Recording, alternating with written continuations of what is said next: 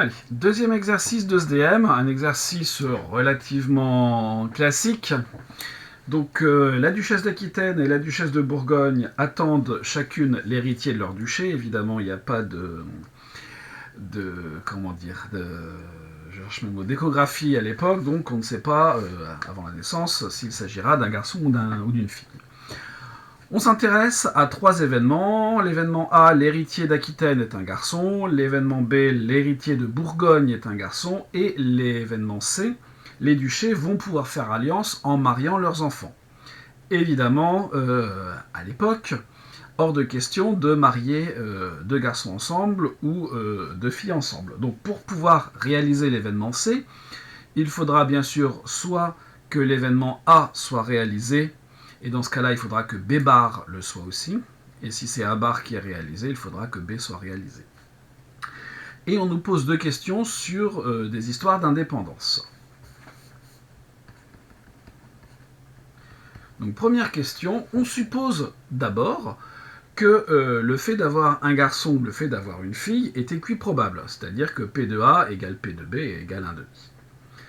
Et on nous demande de montrer que A, B et C sont 2 à 2 indépendants, mais pas mutuellement indépendants. Donc évidemment, le fait pour la duchesse d'Aquitaine d'avoir un garçon et le fait pour la duchesse de Bourgogne d'avoir un garçon sont indépendants. Donc clairement ici, A et B sont indépendants.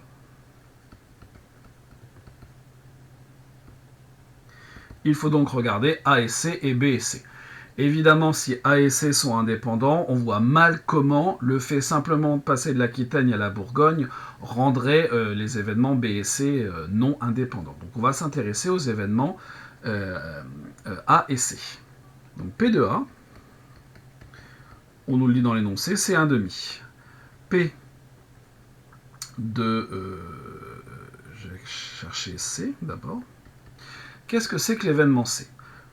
Les duchés peuvent faire alliance en mariant leurs enfants. Pour réaliser C, comme je l'ai dit tout à l'heure, il faut que A soit réalisé, et dans ce cas-là, c'est B bar qui doit l'être.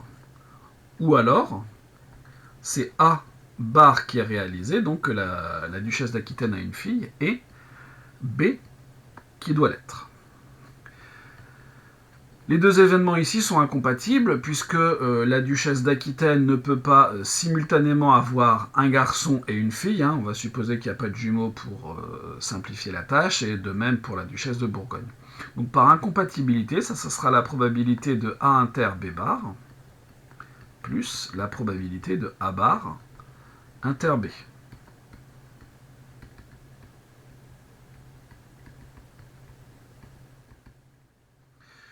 Et donc, qu'est-ce qu'on aura ? On a dit ici que les deux événements A et B étaient indépendants. Donc ici, on aura P de A multiplié par P de B bar plus P de A bar multiplié par P de B. En d'autres termes, 1,5 fois 1,5, 1 quart, plus un autre quart, c'est-à-dire 1,5. Et on doit comparer le produit P de A multiplié par P de C à la probabilité de A inter C. Qu'est-ce que c'est que l'événement A inter C ? La duchesse d'Aquitaine a un garçon et les deux duchés peuvent faire alliance. Ce qui veut dire que obligatoirement, c'est A et B bar. Puisque si jamais on est dans une autre configuration que B bar, il n'y aura pas d'alliance possible. Et donc là aussi, par indépendance, ça nous fait un quart. Or, vous remarquez que P de A multiplié par P de C est égal à un quart. Donc on conclut de tout ça que A et C sont indépendants.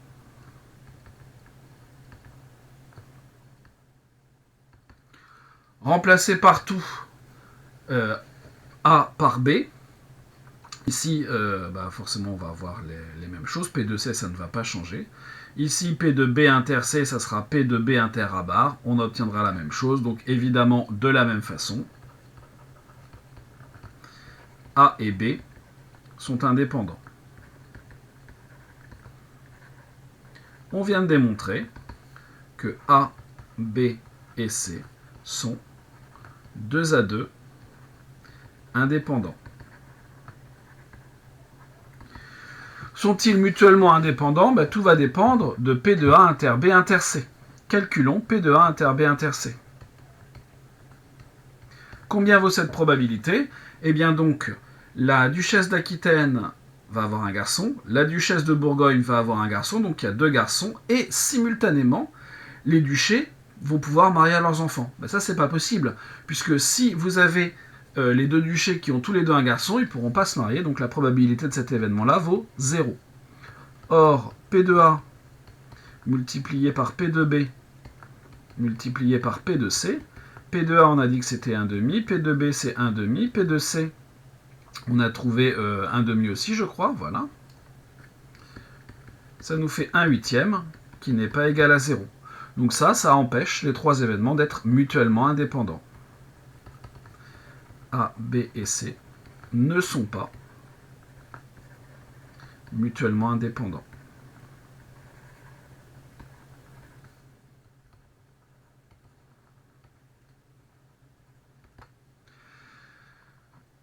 Deuxième question. Cette fois, la probabilité d'avoir un garçon, évidemment pour les 2 duchesses, n'est plus forcément égale à 1,5, mais elle est égale à P, bien sûr, P étant un réel de l'intervalle 0. Et on nous demande pour quelle valeur de P est-ce que les événements A et C sont-ils encore indépendants? Donc combien vaut P de A? P de A, c'est petit p, la probabilité d'avoir un garçon. Combien vaut P de C? Ce que l'on a écrit ici ne change pas. Donc on a toujours P de A multiplié par P de B bar plus P de A bar multiplié par P de B. Ce qui va changer, c'est les valeurs des différentes probabilités. P de A, c'est petit p, multiplié par P de B bar, la probabilité du contraire de l'événement B, sachant que P de B est égal à petit p, et bien P de B bar sera égal à 1 moins P. Donc ici, on a P multiplié par 1 moins P. Plus P de A bar, même chose, c'est 1 moins P, multiplié par P de B qui vaut P. C'est-à-dire qu'on aura 2 fois P, facteur de 1 moins P. Okay. Et on a besoin de la probabilité de l'événement A inter C. Tout comme on l'a dit au-dessus. Ici, P de A inter C, c'est toujours, ça ne change pas, P de A multiplié par P de B bar.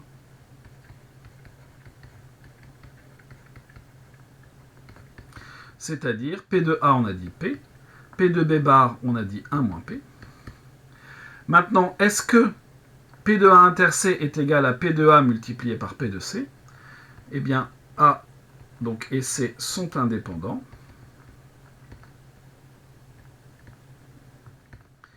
Si et seulement si, vous avez donc P de A multiplié par P de C qui vaut P de A inter C. C'est-à-dire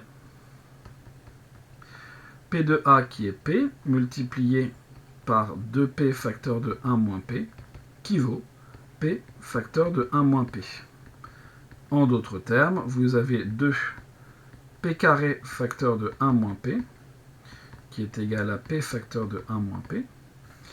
On ne simplifie surtout pas ni par P ni par 1 moins P, mais vous allez avoir P, alors je vais réécrire ça comme ça, donc 2P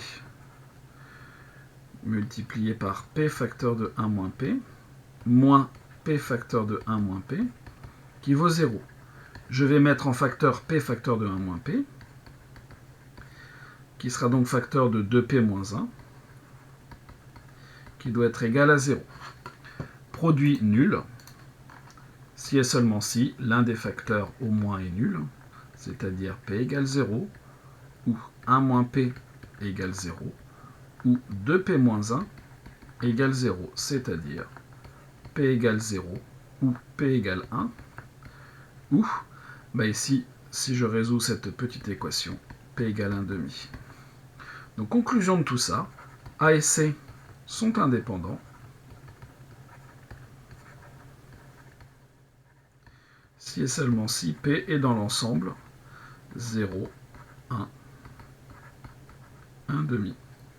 Et voilà ce qui conclut ce deuxième exercice.